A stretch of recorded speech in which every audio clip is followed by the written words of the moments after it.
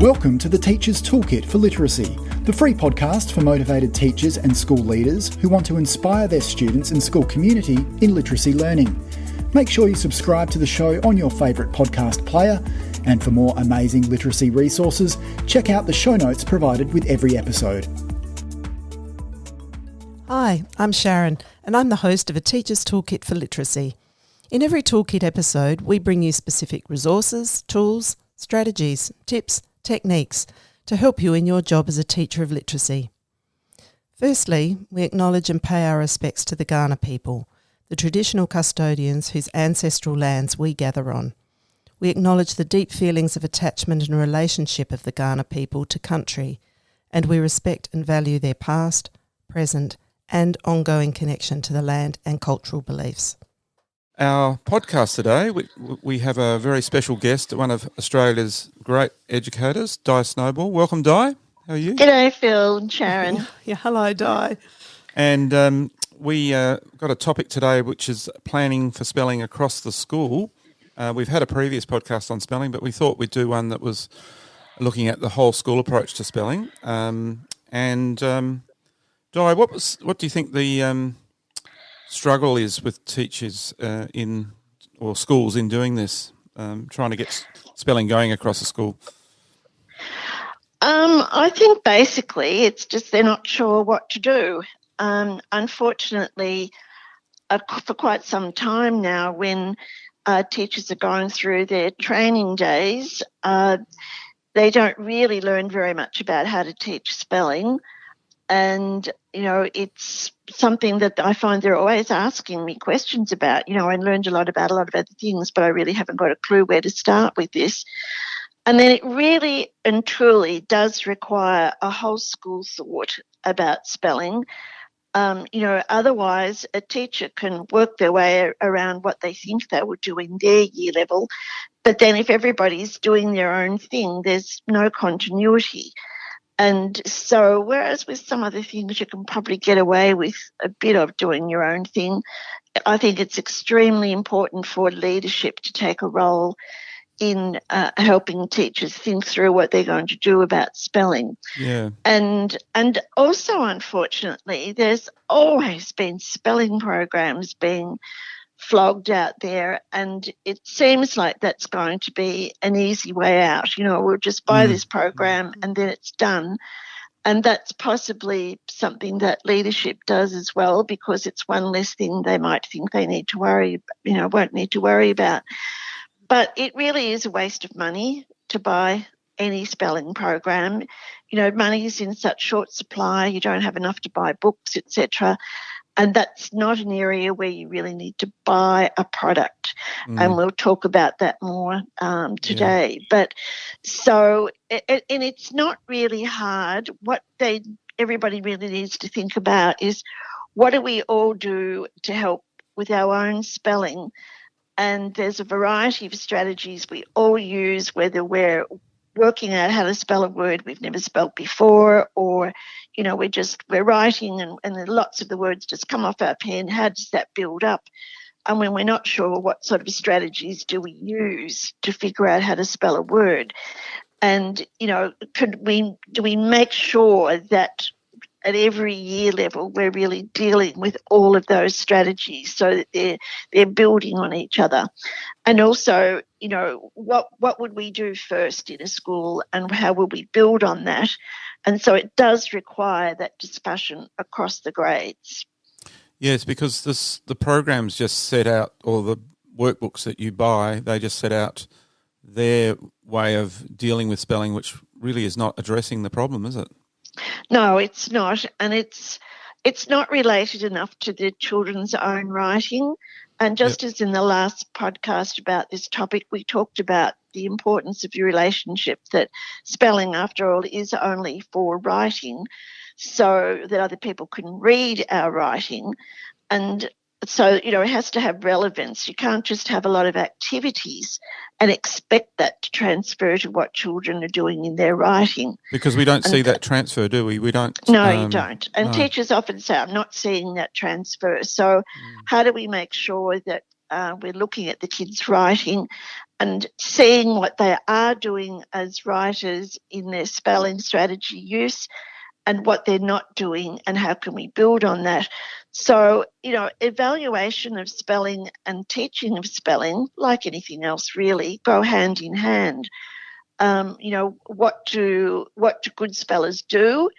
And what do I see my children doing? What do I need to teach them? Because this is what good spellers do.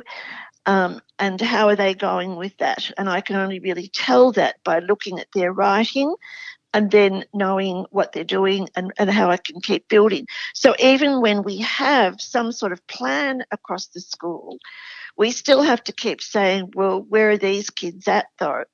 And I'm finding this particularly interesting because of last year with so many schools, particularly in Victoria, having, their education from home and online. And the kids, look, there's no doubt about it that it made a difference to how much reading and writing the children were doing. And I can walk into a grade 2 classroom this year and look at the children's writing, and it would be what I would normally see in a grade 1 classroom. I know this because I've been teaching for so many years and I've taught every grade level in multiple schools. And, I think one of the advantages of being a consultant helping lots of schools is you actually get to see what's happening across a lot of schools, not just the one school you're teaching in. And in all of that time, I've been able to see the similar things in Australia, America, Canada, New Zealand. What kids are doing at about this grade level tends to be what they're doing everywhere. And it is very developmental, based a lot on what they're reading, how much opportunity they get to write, and what they're learning about how words work. And it's a growth. But for example, it would be typical for me to see a lot of grade 1 kids writing words like come, cum, done, dun. In other words, they're really only using one strategy, and that is what sounds do I hear and how can I represent them? And they do that a lot. So when I see that, I know that if that's the only strategy they're using, I'm not going to spend oodles more time teaching a lot about how to hear the sound and represent it, the phonetic strategy they're using. I need to teach them also about, in those words, for example, what do the words look like? Because if I hear the word come, I'm not going to necessarily write COME. And so one grade boy that I'm working with a lot, and he's very typical of all of the other boys in his class, all the other kids in his class, that's what he's doing still at that age group. So I might have a school plan, but because of what's happened, these kids are not doing what I would expect by now. So I need to revise my plan for these kids. And as a school, we need to say what's going on, and therefore where are we picking up from? But if you don't have a plan in the first place, you don't even know what to be looking out for. You haven't even got a basis for going back and saying, well, now do we need to revise our plan at the moment? Yeah. Sometimes, the kids are actually doing more than you might have expected. Yep. And so you say, well, look, I can already see they're all doing that. I don't need to spend more time on that. Yeah. And it is that wise use of your time in everything in teaching, isn't it? Yes. It's a hectic curriculum in all areas. Yep. And we have to be so careful not to spend time on activities, which is what a spelling program of textbooks might be, but then the kid's not having enough time to actually write and put that in learning into practice, so that you can actually see, well, how are they going with this, and do I need to do more of it or less? But if they don't even get enough time because you've spent so much time on activities, then you don't even know how your teaching's going. But the other thing, of course, they have to have a lot of time for is reading. And it would really be because the boy I'm talking about, if he hasn't read enough rich literature, he's not going to see words like come and have that recall of what would the word look like. Have you seen that word somewhere? What can you think about what it looks like? None of us, even as an adult, we can't really recall how to spell a word if we've never seen it before. So we might have some ideas, but exactly what it looks like. We might still need to do another thing that really good spellers do is you use a resource to find out or to check. And, that can vary as you develop lots of more ideas about that as you go through school too. But, I can always ask someone now how to spell a word if I think they're a good speller. And that's a very good thing to do. Yeah. So we've got a lot of... I mean, that was a long answer to, but what do I think's going wrong? But, it's multiple things. Yeah. Basically, not enough knowledge to even say, well, I know what to do and to form a plan. And that's okay because there's a lot of good resources to get that information from too. Yeah, there's a lot of great resources we'd like to, especially at the end of this podcast, we can tell people and link to the show notes so that people have got resources to go to. So with we see a lot of, and we hear a lot of, the textbooks are being used in schools and Words Their Way is often, they're trying to use that as a solution to go across the school. But it's really professional development, Di, isn't it? It is, and again, it doesn't take a long time either to help teachers learn about spelling. So it's not like you'd have to say, well, I've got to spend the whole year for us learning about that. I find I can help within a day, giving teachers and principals enough knowledge to work things out. Because, you see, you even have to have enough knowledge to look at a textbook and say, now, what ideas are in this and how are they going?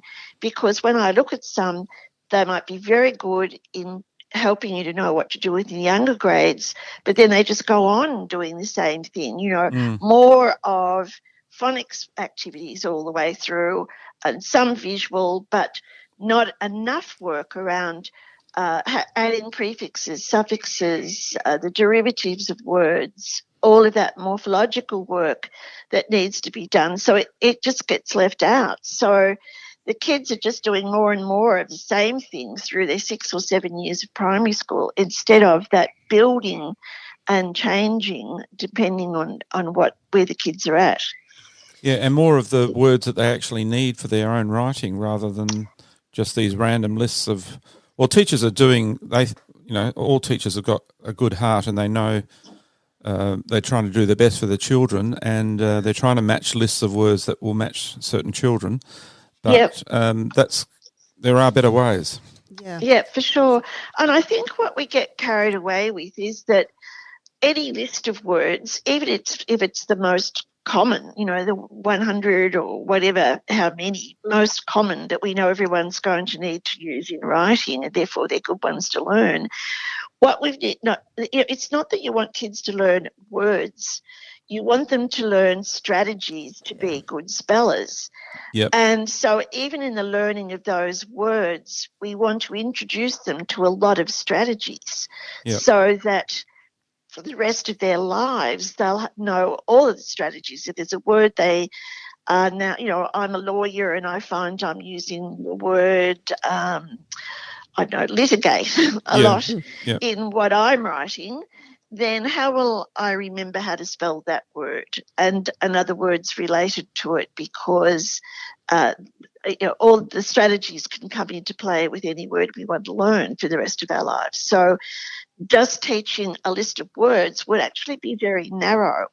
If I said I'm going to teach you 100 words, but at the end of it you only know 100 words, that's not very productive, is it? Not when we've got hundreds of thousands of words in the English language. Yep. Exactly. Yeah, and that we're going to be using multiple words for the rest of our lives in writing of all different kinds of things. And always coming across new words. Exactly. Yeah. And again, still wanting to say, well, you know what, that's a word I'm using. I need to remember how to spell it. I don't want to be looking it up every time I want to use it. So what's my strategy going to be? And I find I've still got some strategies as an adult that I have to remember. Oh, yes, now if it's affect or effect, how will I remember? You know, and so someone told me the memory aid Raven, remember affect, verb, effect, noun. So every time I'm using either of those words, I can go back to that and say, okay, yep, I've definitely got it right. A lot of adults still get practice and practice mixed up.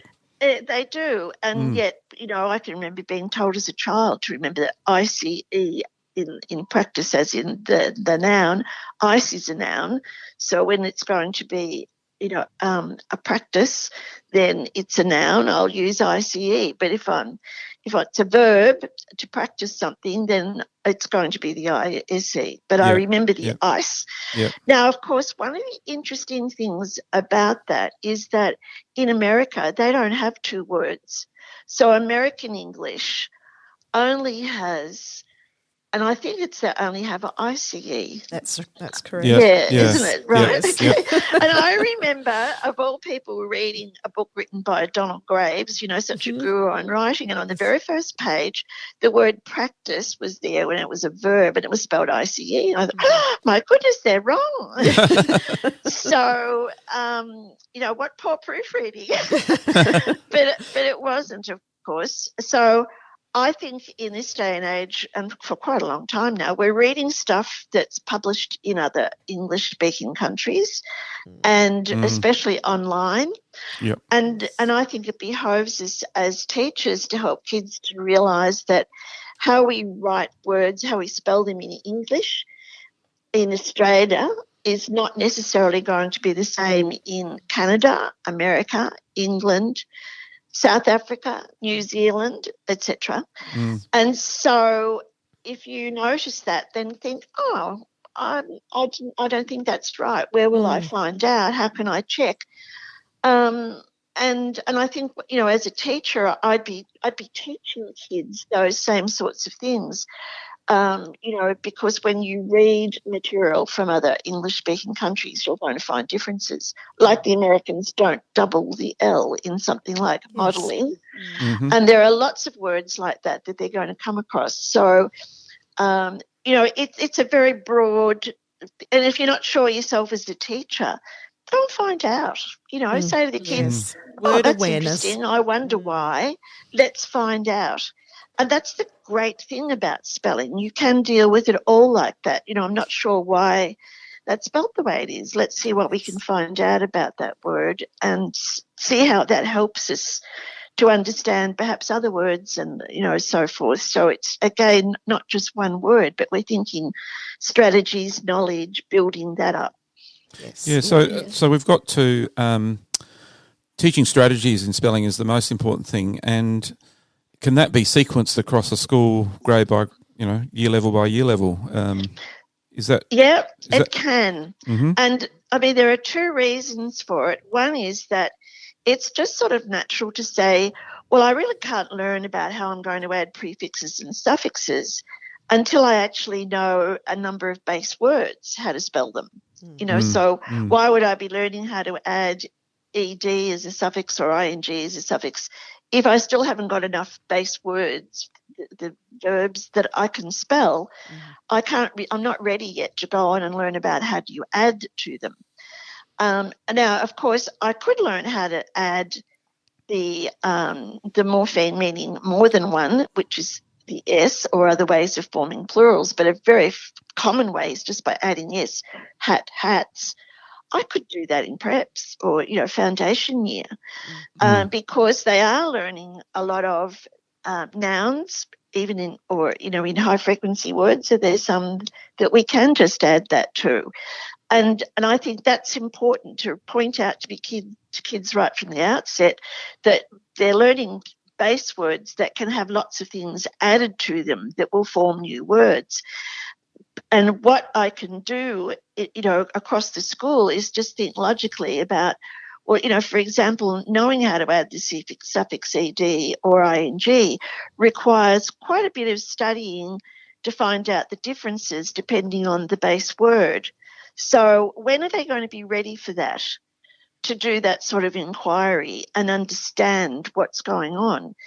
And if they're still just learning how to spell a few of the high-frequency words in the foundation year, that doesn't make sense to me to the thing I can start talking about very complex, I'm not going to say rules, but generalizations about what I can add to the base words.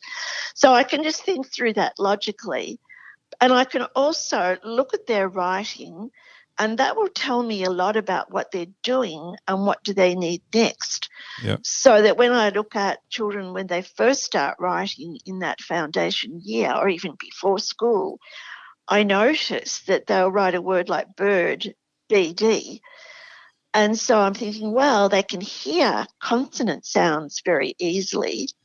Hearing vowel sounds is much harder, and knowing exactly which one it is. And in fact, if you want to write the word pat, a 5-year-old might write P-E-T because when you say those sounds, they're so similar to each other, especially how they're formed in the mouth, that you might write an A, even though you were wanting to write pet with an E.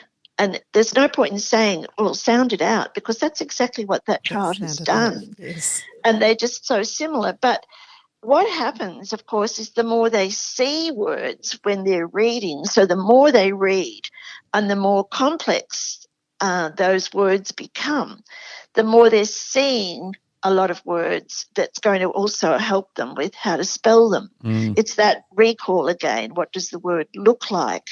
So if I'm thinking about I have a pet that I might pat, if I've read those words and I see what they look like and I can say them, then I know much more about how to spell them. So it's very developmental in that way. I find that spelling goes hand in hand with reading quite incredibly. And in fact, you can even see kids take a dip, almost like they've gone backwards, when they really start reading, and the light goes on and they actually work out what reading is, and they're actually reading more words in what they're reading, and they see, oh, that's not what I'm writing, and they actually are too frightened to write and have a go at the spelling because they realise they're not doing what this author has done in this book. Do you know what I mean? Yes. I mean, I've just seen so many kids in, say, the end of the foundation year or into grade 1 where their reading's developed, and so they're too frightened to have a go at spelling. I don't know how to spell it properly. And so they're almost frightened to have a go. So encouraging them to have a go becomes the most important thing there. But getting back to the development when they don't use vowels, I find that that's a very important time to introduce onset rhymes, and that RIMES. And just in case some people listening are not sure what that is, in a word like jam, the j is the onset, and am, the vowel, and whatever follows it is the rhyme, R-I-M-E. And so because they've the vowel being attached to a consonant after it, like am, almost every word I come across with those two letters together will be am. Jam, dam, ram, ham, sam, right? So I'm recognising that these words have vowels in them, and I start to use vowels in my writing, but they're very difficult to study by themselves before consonants, because the letter A, if I see that in lots of words, it can be pronounced in so many different ways that it's more difficult to hear and know what symbol to use than the consonants are. So I'm thinking this all through very logically, aren't I? And by the way, I've actually heard that there are some people now saying, oh, no, you shouldn't do onset rhyme work. That's not part of it at all. I've never known anything more helpful for beginning readers and writers than the onset rhyme work. Yes. And Margaret Mustafa did fabulous research about that it was the most natural thing for even kids with linguistic difficulties to be able to take a word like back and another one like pay and be able to take the B and the A and make bay, Yes. and the P and the ac and make pack, that they could do that without even being taught how to do it. And, it's this consistency of the vowel and how it's pronounced when it's attached to a consonant following it. Yes. And, there are, I think, about 37 of those rhymes that are very dependable, as in they will always or nearly always be pronounced and spelt in exactly the same way. So I could actually work with those 37 rhymes and the kids would know 650 words. Yes. Wow. Why Yes. wouldn't I do that? Yes. It's But an also because I can see that is the ideal time to work on that and to help them. Yes. And if I come across kids later on, let's say I'm teaching some kids in grade 6 and I find a child who doesn't realise that if I know how to spell day, that will help me to know play, say, way, may. Then I would just whip in and show them that sort of onset rhyme work. And it's like, well, wow, the light bulb goes on for them to make that connection. And again, this grade 2 boy I'm working with, he didn't know any of that. And I think, in his first couple of years of school, that wasn't dealt with. No. Yeah. And so I've had to do that. So it's sort of like any word we learn, then if it's one where we can go on and make use of those RIMES, the rhymes, we do, because I want to show him how helpful So that's that can be. a really important supporting device or tool, isn't it, that you want to have in your repertoire as a teacher to teach spelling, really, onset rhyme. Yeah, work. Oh, Yes. definitely. Yes. And you see, what I'm talking about is the grade 6 child example. As a teacher, no matter what year level I'm teaching, I need to know what are the several strategies, all of the strategies good spellers use, and that, onset rhyme, for example, is something that if I was planning my teaching, I would build into my first couple of years of school, and that, the school plan would include that there. And if necessary, give the teacher a list of those 37 reliable rhymes, and they even check them off. There's no specific order in which they need to be dealt with, but why leave one out? And, to me, that's part of a plan at a particular year level that over a couple of years in particular, I would make sure they were all dealt with. Yeah. But if I know that as a grade 6 teacher, I can say, well, this was missed out somewhere. This child perhaps went to another school or has been to 7 different schools and missed out or something. Yep. Yes. And I can see in their writing that they don't know that. Then I know that's, whoops, I can go back and help them with that. Yes.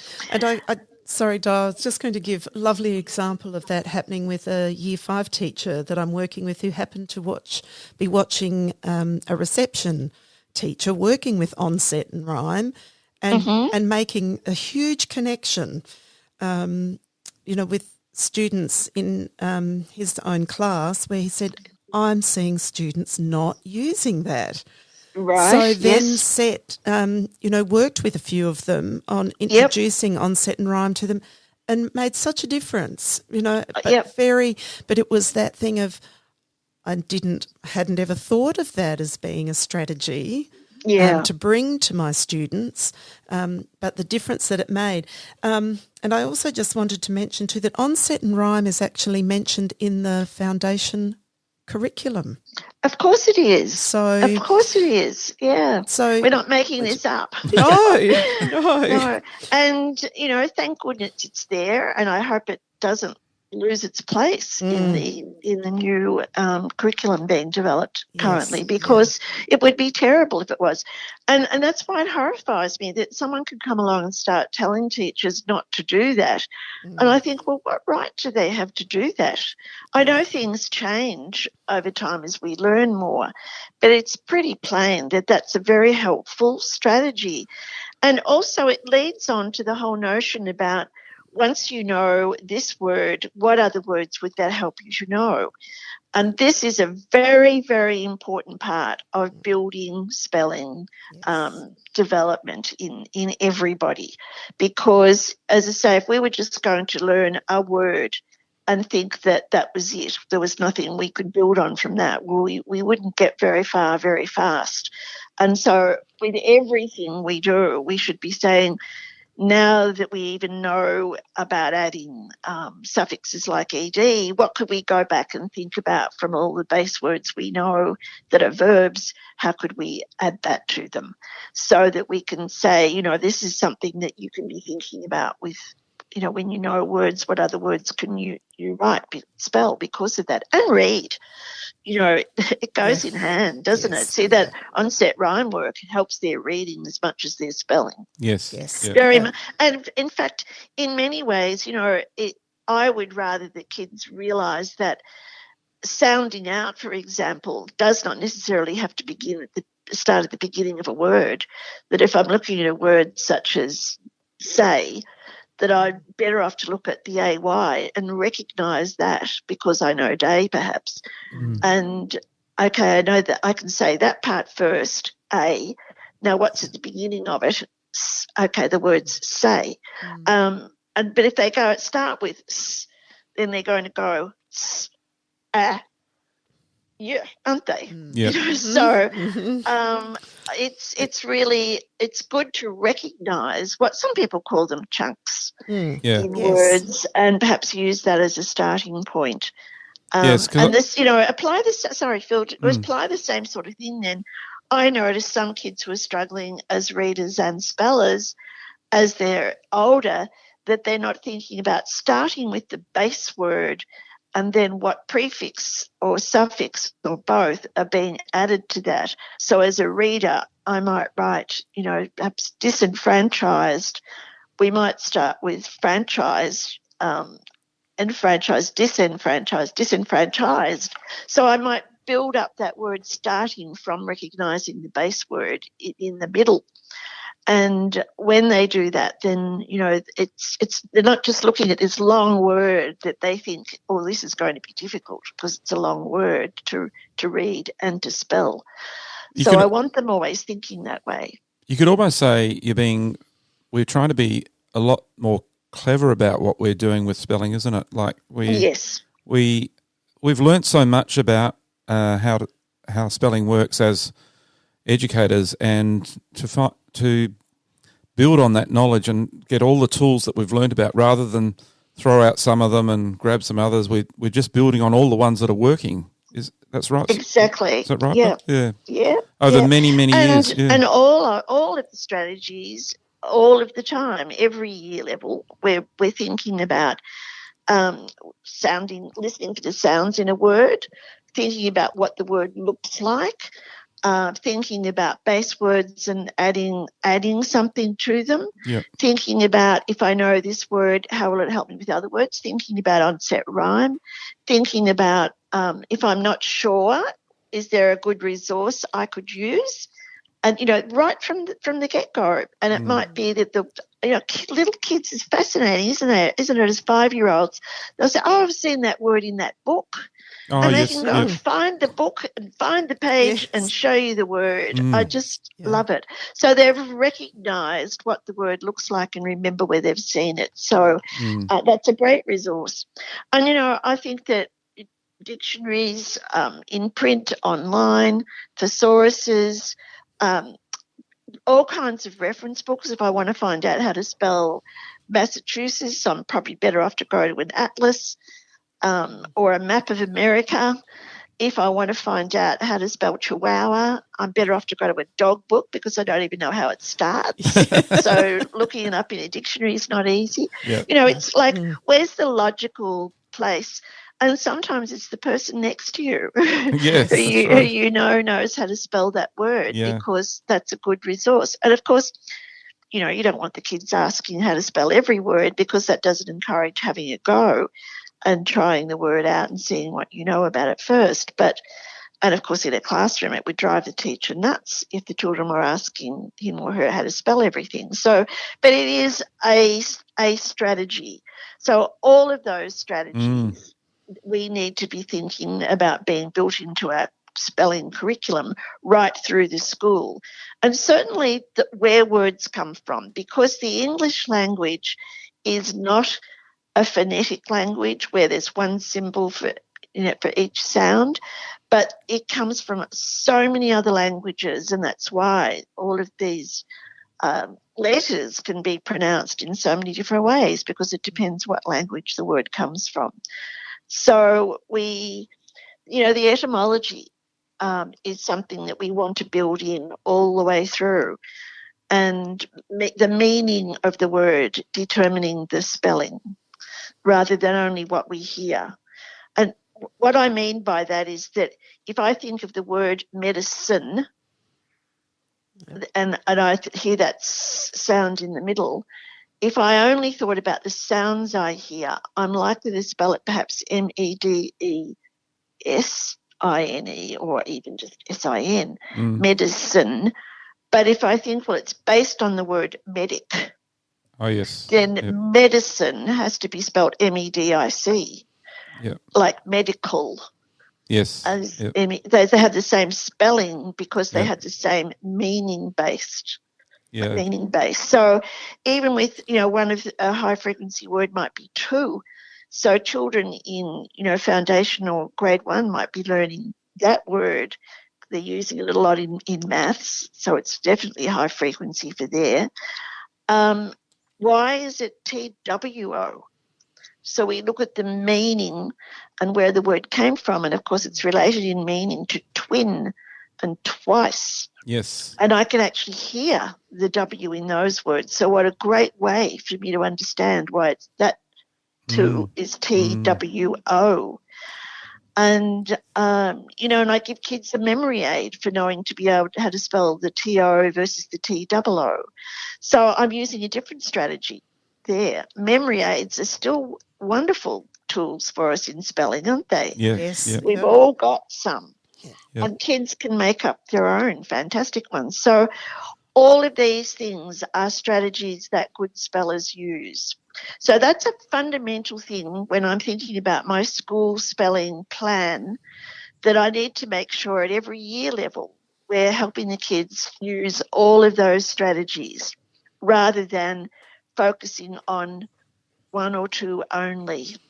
And unfortunately, the programs tend to focus so much on just the sounds we hear for spelling in the first couple of years at school. And I have to tell you quite honestly, this little boy I'm helping at the moment, the thing I have to stop him from doing is only use the sounds he hears. He writes a lot, and every word that he misspelled, all he has done is sounded it out and thought about the sounds he hears and writes them down. And he never thinks about what the word looks like. Would the worst spellers be, as children get older, be the ones that have only narrowed in on one or two strategies rather than? Yep. When I look at older kids' writing and I analyse their writing and look at the words they've spelt wrongly, then it tends to be that they're only using one or perhaps two strategies for working out how to spell those words. Yeah. And in most instances, they're all really good at using the sounds they hear. Yeah. And I'll let them know that. That's great, because we still will do that. Yeah, that's part of it. It's an important strategy to use, but if we only use that, then it's not good. So, unfortunately, often the cry is, this is not good or that's not good, they must need more phonics. Well, if they're already doing that really well, don't just give them more of that. Then they have to have other things as well. Yeah. And so, it ties in with their reading, of course, as well. I'm not, under no circumstances am I not saying do not teach the strategy for using the sounds. There are 44 sounds in the English language, or, some people say 43 or 42, but about that, all right? And so I do want to study what are the ways to represent each of those sounds? The ways. So if I hear a k sound, then we need to study what will be the ways that I can represent that sound when I'm writing a word, and study it in depth so that the kids realise there's more than one way.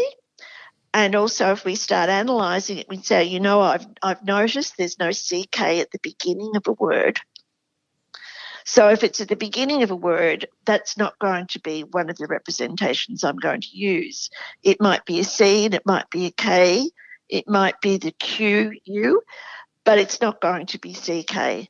So I want them to really think more than just what sounds, how to represent each of those 44 sounds, but even form some good generalisations about which one would they use if they thought they didn't have a clue.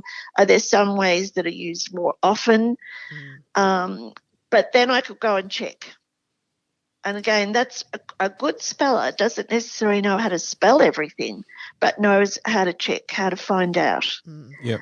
And that's what makes you a good speller, because you care, because other people are going to read your writing. You care enough to get it right. Yeah. And to find out. And that you care enough to have a few goes at that word using Absolutely. your knowledge. So Yeah. rather than just, I had one go, I'm not sure if that's right or not, but using a visual strategy, I can have another go at that and go, oh, actually that looks better. That looks better. Yeah. And we still do that, don't we? Yes. Oh, Yeah. I definitely still use that as a and strategy. I tell you, one of the things that I found when kids were using a pencil to write, that they were inclined to think, oh, that doesn't look right, and they would erase it. Yes. And then write it again, perhaps another way. But they didn't have the first one to make a comparison with.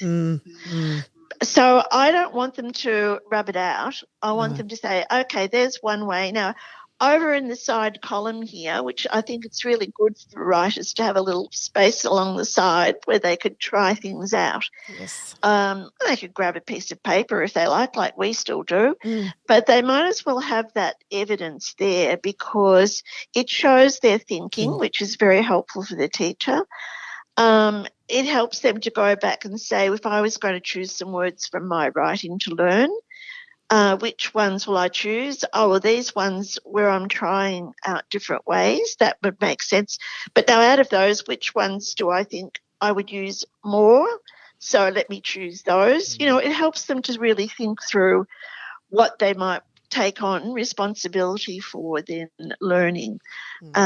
So I don't want it to be rubbed out. But certainly when they try a couple of ways, and look, some teachers have a go sheets and all sorts of things like that. That's fine, but it doesn't have to be as sophisticated and like you must have 3 goes or whatever. But just do what writers normally do. They'll try the word out, and the more that it's there beside the one you've first tried, and you might try it 3 or 4 times, and even start to think about is there anything about the context, the meaning of the word that might give me a clue as well? For example, if I said to you, how do you spell phagocyte? And you think, oh, I don't know that word. Then people will write that down, and they might try different ways for the sound at the beginning and the sight part of it. And some teachers will say to me, well, it sounds like a science type word. So I'm not going to write SITE. I think it might be CYTE. So, it's the context that's helping, the meaning. But, that's not going to happen with a 5-year-old, because they haven't read enough science words yet No, that's right. to have that sort of knowledge. So that's also what I mean by, there's developmental things about when's it going to be appropriate to start studying a lot about derivatives.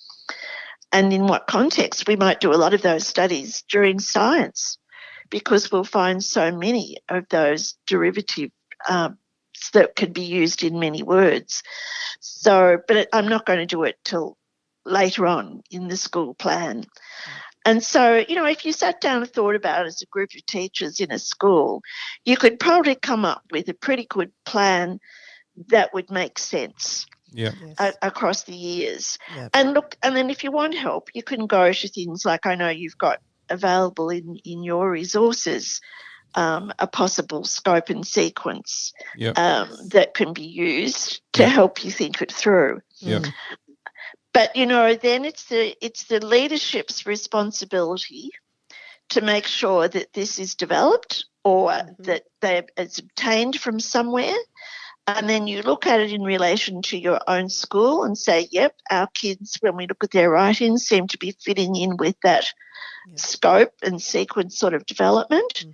Or I'm a grade 3 teacher and goodness me, obviously nobody did anything with spelling patterns like A-I, E-A, O-U back there in grade 2. I better do something about that because my kids don't seem to have that visual knowledge of the common spelling patterns in English words. And so we better, I'll pick that up now, even though it's later, and then we must make sure that gets built into our plan. It wasn't there for the previous kids to do. And look, I know it's not all cut and dried like that. You have kids coming to and from different schools or whatever, but fundamentally your mainstay of kids are the same ones going through most schools, aren't they? So we could have a good plan, but then looking to make sure we pick up kids along the way who might have missed out on something or not understood something when it was first dealt with. So if I could just summarise a little bit, Di, across a school, really to get better at spelling, we need regular writing going on in every classroom across the school. Yes, and kids reading each other's writing, so there's a purpose for it. Okay, and then regular reading happening every day across the school. Essential. So those otherwise we'll leave and meet all of these words and get to know what they look like. Instead of filling up the timetable with activities, just getting regular writing and regular reading happening would be the basics of getting this all going, wouldn't it? Yep. Step number one. Absolutely Yep. essential. And making sure that reading material is quite varied. Yep. And it's interesting, it ties in with vocabulary, doesn't it? Yep. Because at the same time, we want the vocabulary to increase and develop and extend. And the richer the material is the kids are reading, the greater chance there is for that to happen. From day one. And the more limited the words they get to read, the more limited everything's going to be. Yep. Their spelling, as well as their reading and therefore their writing, even the types of writing. Kids will just keep writing one short sentence after the other if what they're reading only has that. It's fascinating, isn't it? Yes. Yeah. And can I add also hearing the language through read aloud and shared reading? Oh, yes. And, the shared reading part of that is so important, isn't it? Because they're hearing the word. And seeing it at the same time. They're seeing it, Yep. and then joining in and saying it. Yep. And so they know how to read the word, write the word, spell the word. It's just fundamental. So powerful, that shared reading work. And again, making sure that I'm using material the kids can read, but I'm stretching them and introducing new concepts of every kind. But when it comes to vocabulary and spelling, they're meeting new words. And, this is very important when kids get to the point in their reading which I think often happens late grade 2 into grade 3, they start reading a series. And that's fantastic. It gets them hooked on reading. But some of those series have very limited vocabulary. You could read 25 books and they'll almost have the same words in all 25 books. And look, that's great, but it can't be their only reading. Yeah. And you have to purposely introduce kids to other material they'll enjoy that will have richer vocabulary. Yes. And there are authors who are so good at that, and others who can write interesting stuff, but they're all the same. Yep. And, they both have their place, Yep. but we need to be aware as teachers that if we want everything about their literacy to develop, including their spelling, then the vocabulary has to become richer and varied. And across the school, having these basic things going. But then we were talking about during our session having developmental things that happen at certain grades, like in the beginning, at the middle, and the end. Yeah, there are developmental things we need to do about spelling. exactly. There are also things that we need to do at every year level that are really important. Whole range of things you were mentioning. Yes.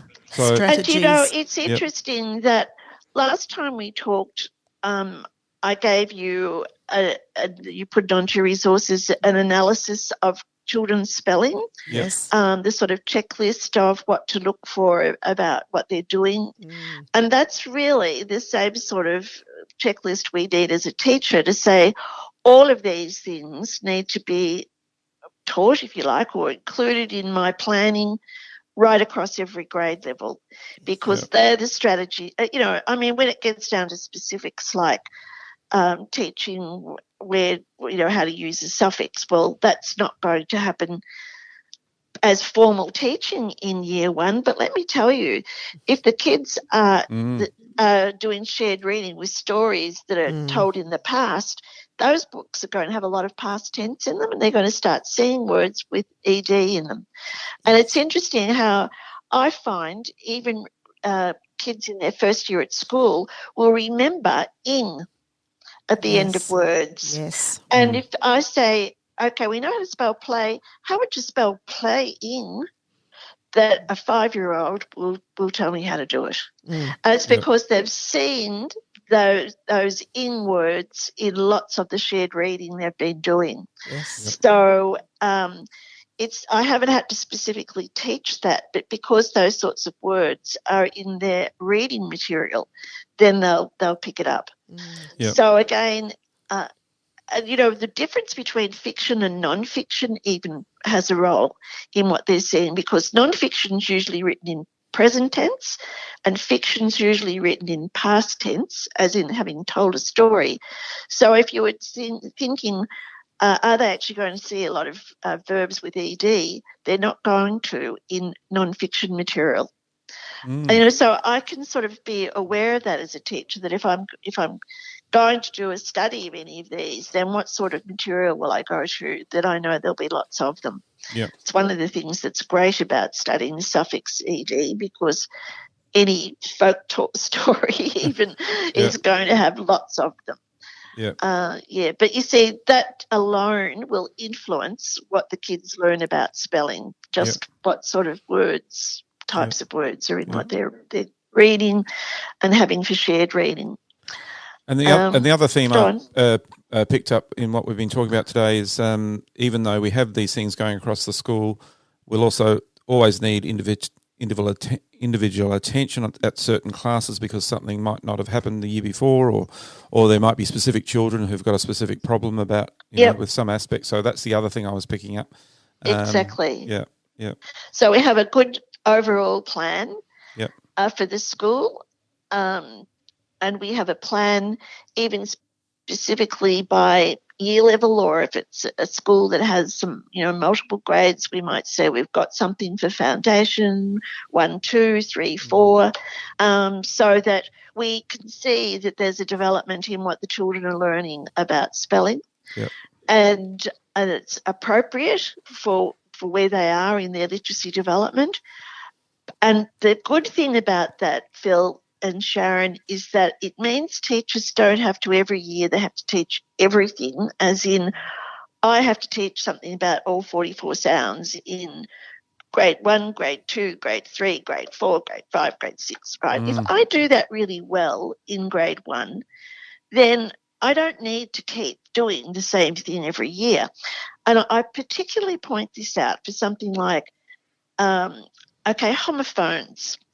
One of the big spelling mistakes that kids will make with the commonly used homophones, like there, and there, to, which and which are the 3 most common, aren't they? They're used often.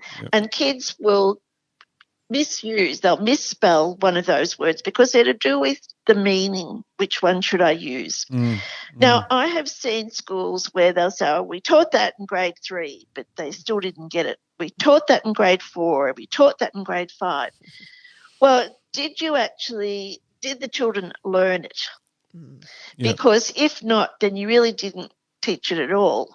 And it's because they spend perhaps a few days on it, but the kids don't really understand it still and go on not really being able to use those words correctly. And so the next teacher thinks, oh, look, they still don't know how to do this, I'll teach it again. But if they do it well, let's say I found grade 3 was an ideal time. The kids could really understand what it was all about, why I would use THERE versus the other two. But we would study that by saying, let's find books where those words are being used by authors, right, and write out the phrases or sentences they're from, and see if we can figure out when does an author use this one or this one or this one. And some really good discussions, rich discussions about that to figure it out, and to come up with an explanation so they could explain to other people even how to know which word to use. So it's more of an exploration. It's more of an exploration. Absolutely, it's the children the best taking way for all spelling is through inquiry. Yeah, and children taking action on their own learning. It's not about being, just receiving content and then exactly. Yeah. And I'll find that some sort of spelling activity book will just make statements for them as though the kids are going to learn because you tell them something. And often what they're telling them is not completely true anyway, or is only part of the story. Because, there is a good memory aid for THERE. You could say here is in the word there, here or there. But, there, THERE, it might be, there was once a girl called Mary. Well, that's got nothing to do with here and there, that usage of the word THERE. So you've really got to sort of keep discussing that. When does an author do that? What's different about that versus THEIR or EY''RE? How will I know that? And they figure it out. But, that might take, and I'm not saying for hours every day, but you might start off your discussion, and your initial discussion and looking for samples might take half an hour. But then there might be just a few minutes discussion time, for several days while the kids are just, refining their ideas, and they might come up with a good idea for one of them, and then they're still figuring out the other until they can actually write an explanation or tell someone about it. And most of all, I'm seeing in their writing that they're now using the correct one. And then I know we've worked on that well. Yep. Now, I might do that over 4 weeks. Yep. Right? But it doesn't have to be done by next year's teacher and the year after and the year after.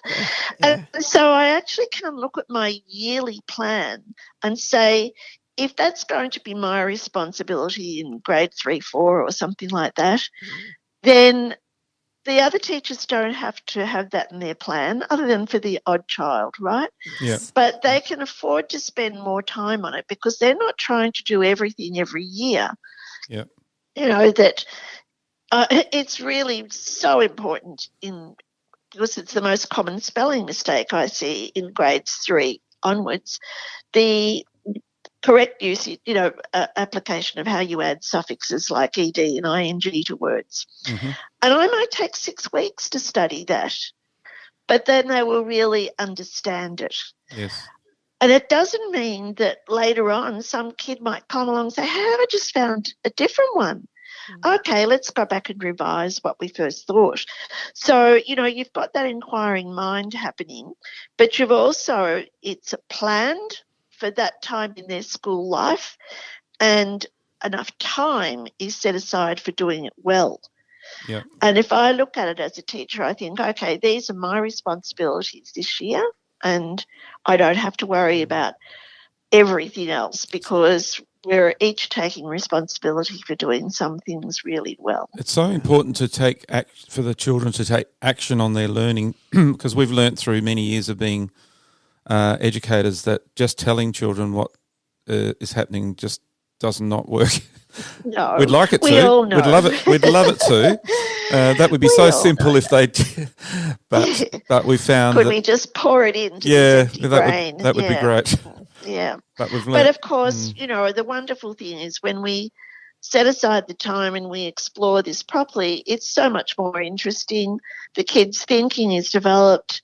They're working out logic and how to form hypotheses and study them and come up with generalizations. It's such a good learning process, isn't it? And it's all the way through their lives. And it makes teaching so much more rewarding and interesting. It's about everybody having a great experience, really. Yeah, for sure. Yeah. And you know what? It costs nothing. Nothing. Yep. Some chart paper. Yeah. That's about all, because you should be returning to the books you're reading to be looking for examples, and the kids' own writing to see what's going on, what do we need to teach, can I now see them using that strategy. So I don't need to buy anything in order to do that. It's amazing, isn't it? Just a learned teacher and some paper, and you've got what you need. Oh, a classroom library would be good. Yeah. But you can start with good books and build on them. Yeah. It's interesting in relation to that. I'll tell you about it later. But otherwise, I'll interrupt. But I've got some good stories to tell. Yeah. Okay. But no, look, it is terrific. And look, let me tell you the other really good thing about that is that I'm also developing kids' independence in this way. Now, I had a girl in grade 2 tell me that she's got it. I've worked out when to use TO, when to use TWO, and when to use TOO, okay? Yep. I've got it. And I thought to myself, yeah, you've got to get it, right? So I can't just tell you've got to get it. That was what made me start doing these studies around those homophones, because of what she said. And I said to her, well, and she told me how she worked it out, that she looked at examples in what she was reading and figured out when you use each of them. And I said, well, you know what? You could now do the same thing with there, and there, because you just need to go through the same process.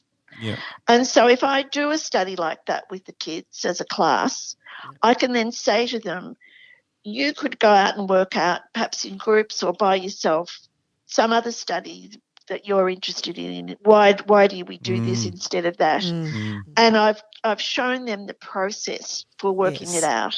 Yeah. And again, that's what I want them to have for the rest of their lives.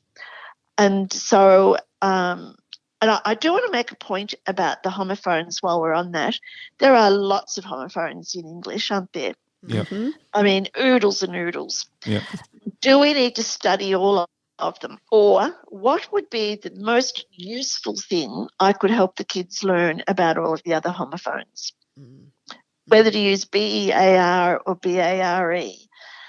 And we would still need to know this as an adult. How do I find out if I'm going to use one of those words, how to use the correct one? Go to a resource. Yeah. So it might be a dictionary that's got sentence examples, or the definitions will be good enough to help you to know which one to use.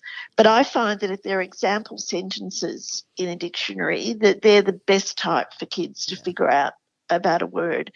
And it can even be, I remember writing this myself, called Australian Word Book, and it was just really, if you want to know how to spell a word but you know its meaning, you just need a list of words that you can look up. You don't need all those definitions, right? But when it comes to something like a homophone, then there had to be something that explained the use of the two or three of them that were spelt the same. Because just finding the spelling wasn't enough. You also needed to know about the usage. So it might even be a little picture that showed you which to use in which situation. But that's the most useful thing for me to help the kids know about all the other homophones, isn't it? That's right. Right. So I'm not going to spend weeks studying No. 50, different homophones. Oh. That would be a waste of time. That's clever. Yep. So, we need to be very just logical and think through. Yep. Whereas an activity book would probably have all of those homophones in it and make the kids do all these fill in the gaps. Yep. Yeah. Now, Di, a parent at home who's got their child there and they've got a piece of writing and they're frustrated by the child not spelling things correctly, and how can they help support? Yeah, look, I started writing something the other day as a letter to a teacher who wanted to help a parent, and I ended up turning it into an article for a parent about, and this specifically was on how to learn a word. Right. So the same sorts of things that a teacher would need to know is what a parent needs to know. And especially I think that how to learn words, because often parents are the ones at home, the 20 words come home and the child's told to learn them, but the parent goes nuts trying to help the child learn these 20 words and they don't know what to do. So I thought that would be a very useful one. But the parent does need, in that instance, to either to be able to talk with the teacher or work it out for themselves. That same analysis that I gave you, when you look at the child's writing, look at how many words are correct, let them know that, because that's very positive for the children. It's great you've been attempting unknown words. If we look at the high-frequency words, do you have those right? If so, how many of them? And then if you were going to choose some to learn, which would we choose first? And then what the parent needs to know as much as the teacher, how do you go about learning a word? Because that's one of the things in the plan. That's there every year. Yep. But all that we have to think about is which words. So we'll come back to that in just 1 second. Yep. But the learning of words needs to build, doesn't it? And as I say, for every word a child learns, when they know that word, what other words would they know? And it needs to vary from not just the high frequency, but what does high frequency really mean? If we were studying snakes at the moment, and we're all writing a lot about snakes, then what are the high frequency words that are going to come up in that topic? And it might be venom, anaconda, or, the various kinds of rattlesnake, what are the words that we're using? They are high frequency for that topic. Yeah. And so I would be choosing those words to learn. So I would want the parents to know that they also need to think, what's my child really interested in? Like the boy I'm working with is really interested in tractors. Well, he wants to know how to spell tractor, doesn't he? Yeah. And he's writing about them all the time. So that's a good thing for parents to know, to focus on the children's interests. But then it does get down to, how will I help them learn these words? And that's, again, something that should be consistent right through the school. Yeah. What's the approach you're going to use?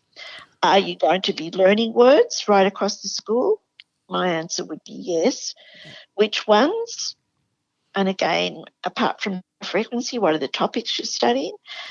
And because I'm not just learning those words, but for every word we learn, we're talking about the different strategies to learn that word, then it means right across the school we're continually talking about different strategies. For example, if we're studying electricity, it might be that, well, the base word's electric, so that's the base spelling of electricity. And electrician, right? Isn't it interesting that when we think about that base word, it might be O-H-M. Well, where does that come from? What's the derivative of that? It's a person's name. It's an eponym. Current. Well, how do I know whether it's A-N-T or E-N-T? Well, I have a memory aid that the currents like to be eaten by ants, right? So if it's the electricity, it's an E. Yeah. All right? Yeah. So you see how any group of words, it's not just that I'm learning those words, but we're learning a lot of strategies for learning those words. And then when we know all of those words, what other words would they each help us with? Yeah. And, you could choose 5 and the kids will know 50 from that. Mm. Yeah. And that is so much more valuable for the parent to know how to use that sort of approach. And so I've written this article that would be either for a teacher or for a parent. And really the only difference is the sort of terminology used when you write in your child rather than your children or something. Yeah. But because if someone doesn't, so I thought I could give you this as that's a resource. Great. That's great. Yeah. So if someone doesn't know about these approaches, they would, might look at a child's writing and just circle their errors and. Well, first of all, tick off all the ones they've spelt correctly. Yeah, that's the first right. starting point. Yep. Look what you know how to do. Yep. Isn't that great? Yep. Double tick for the high frequency words you've spelt correctly. Look at how close you were with the spelling of this one. Yep. Lots of positive stuff. Yep. And now when we look at the errors you make, is it really just one type of error? I know in the child I'm talking about, it's always just one type of error. He only uses the sounds he hears, nothing else. So, look, you are really good at that. Now we need to start thinking a lot more about other strategies. So, and then it's, those things that are across the school. Yeah. So, if I think about my planning as a teacher in a year, or, I've got a double year grade or something, but in this school year, I'm going to do some word learning. Which words? I might even plan that out across the year, depending on topics we're studying or high frequency words that they don't know yet. It might be, okay, we're going to do that. Now, what are we going to learn about words? So what strategies are we going to use? All of them for learning the words, but then specifically this year we're going to learn, I'm in grade 2, we're going to study the most frequent spelling patterns, E, A, I, O, U, O, W, etc. Even if I plan that out across the year, when's that going to happen? How long does it take? And how can I link things? So if I start off with, we're going to learn words with AI, that's a visual. Let's go and look for words with AI. Then we can regroup them into how they're pronounced, perhaps like AI as in again or AI as in plain, Plain. Of course, again might be again or again, depending on how you say it. Yes. And then I'm going to also, when we find that group of words, I could also look through them all and say to the kids, now, in this group, are there any words you think we would use more than others? They would be good ones for us to learn. Or let's say it was AI words and one of the words was teach. Well, if we know teach, how will we spell teacher? Teaching, teachers. That's that we're always saying, if we're going to learn this, what other words would that help us know how to spell? That's sort of like needs to be punched into the mind of every teacher. When we learn a word, what other words would that help us know how to spell? That's a key one, isn't it, really? A key one. It's sort of like across the top of the room or something. So the kids are thinking about it as well as you. And a parent can do exactly the same thing, and it's fun to do that. But it's really helpful. Really. And then, that might lead on to, we noticed that with lots of these when we're adding ED, it changes. Well, let's do a study of that because I'm a grade 3-4 teacher. So let's do a really great in-depth study of just how you add ED to base words. So they can be linked, but I certainly am going to have a plan of what are my major focuses across the year. And they're my responsibility. Next teacher is going to build on that, perhaps have another responsibility. Once I do ED and ING, what other suffixes could other teachers follow on with? To the end, by grade 6, we're studying what are the generalizations for suffixes? Mm. You know, that if the suffix starts with a vowel or the suffix starts with a consonant, woo, Yeah. you know, because then you're really into the understanding big time stuff that can help you with thousands of words. So, and then leadership would then be keeping their eyes on this and helping the teachers to link it across classrooms and make it all work. Yep. Exactly. And really, if someone doesn't lead this, whether it's the literacy coordinator in the school or the coach or somebody says, I'm interested in that, can I take responsibility for it? Someone to help the school pull together, you know, the plan, the approach, and even with, and I think it's wise to start with something that's might be a little tweak on what you're currently doing. So it's not too hard for the teachers and it's not too much for the parents to think, hang on a minute, what's going on here? Yep. So it might be the word learning. And at the moment, the school might be some teachers are giving lists of words and some aren't. Even that can be inconsistent in a school. All right, we're all going to do it. Which words? Now, how are we going to go about doing this word learning so that we all are using the same approach and that we're all relating it to the kids' writing and that we're all saying, now you know these words, what other words would you know?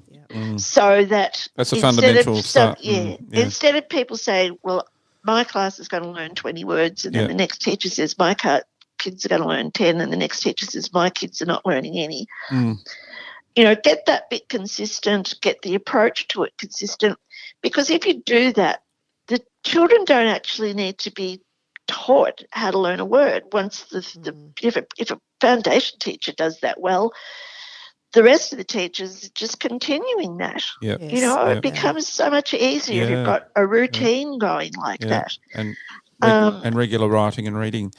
Yeah, exactly. So we might just round off there and are you okay for some rapid-fire questions? Yes, certainly, definitely. And look, can I just also just make sure, if I looked at my notes, was there something that was really, you know, that was really important that I didn't leave out? If it is, we're going to have another podcast. Yeah, okay.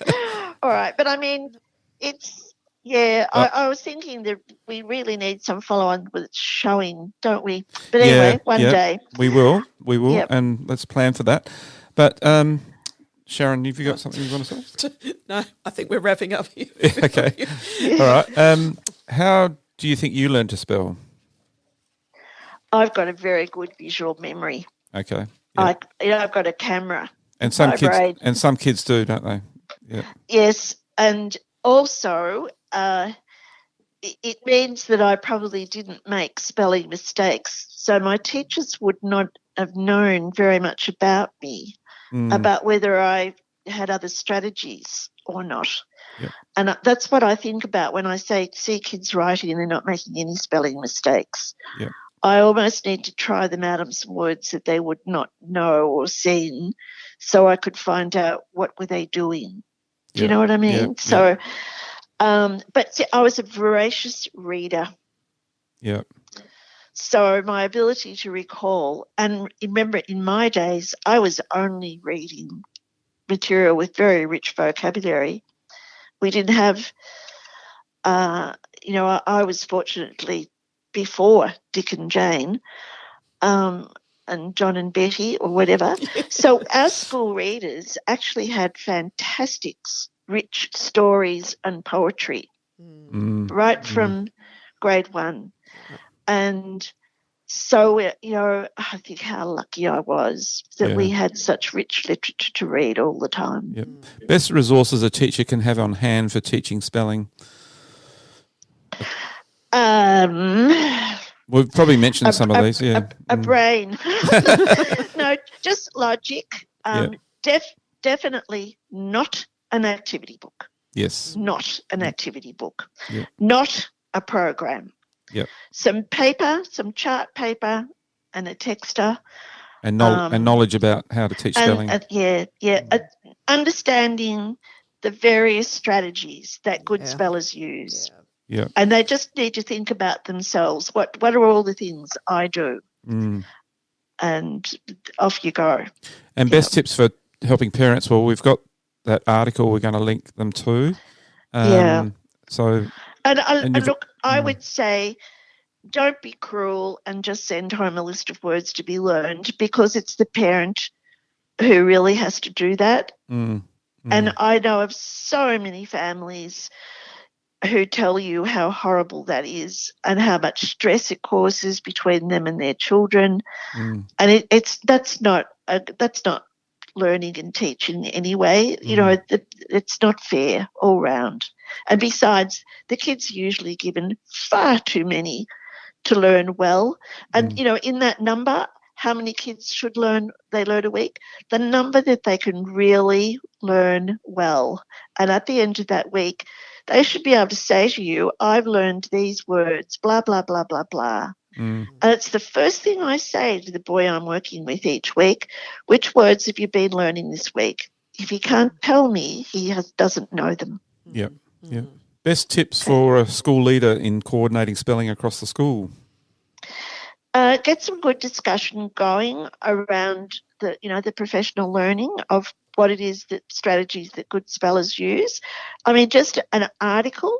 Again, I think you've got a couple of those in your resources and you have, haven't you? Yes. Just the overall framework for what spelling's about. Yeah. In particular, don't forget about the importance of the morphology in English words, where our words come from. Yeah. And in fact, you know, that tip about a resource, have a good dictionary of etymology, even online. You know, so you can actually look up, why does mortgage have a T? You know, that French word meant mort, meaning dead. That word meant dead pledge. Mortuary, mortal, mortified. That's why it has the T. So the meaning determines the spelling so often in English, and it's fascinating. You'll learn a lot from it, and you'll have lots of interesting stuff to pass on to your kids. What do you love most about learning? Oh, it's exciting, isn't it? You know, to learn something new, anything new. You know, it's to do some research and find something new, and you've even got something to talk to people about at the dinner table. Did you know that? The reason why mortgage is spelled with a T. Honestly, people love that sort of stuff around the dinner table. Yes, so it is important. Your favourite recent story about learning, either a child or a teacher that you? This little boy I'm talking about is actually a goddaughter's son, and that's why I'm helping him, because it frustrates me how little he did in his lockdown year last year. And he's bright, so it's not fair. But anyway, he came to stay with his parents for I might have told you this story, when he came in with his bag. Oh, you've told us that. Yeah. It's still my favourite story. That in his bag he had no clothes. He only had a bag full of books. He's our kind of boy. Oh, my goodness. Yeah, it's still my favourite story. Yeah. Wonderful. Yeah, it is. Yeah. Well, thank you so much, Di, for today, and it's wonderful having you. I'd love to have you again. I'm going to add a new story to that. Okay, all right. That's fine. His sister, guess what she did last weekend? She's in grade 5. She organised a book club for the rest of the girls in her class to come to her place on Saturday. And all but 2 of them came. One was the bully in the class and the other was her friend. Probably jealous because, you know, of what was going on. I don't know. It's a shame. But, you know, they only had, and she picked a book by Kate DeCamillo because I'd introduced that author to her because, you know, how good all of her books are. Oh, just fabulous. So there was only one book in the classroom, one in the school library, and she was able to borrow one from the local library. She did that. And then organised a little roster so that all of the kids, all of the girls, it was an all-girls party, all of the girls got to read that book before they were having their book club talk. Goodness. And she made chocolate pudding to have at the party to eat. So because, you have to have something nice to eat at a book club, as all of us book club people know. Yes. And I thought, oh, my goodness, how does she know how to do that? Her mum belongs to a book club.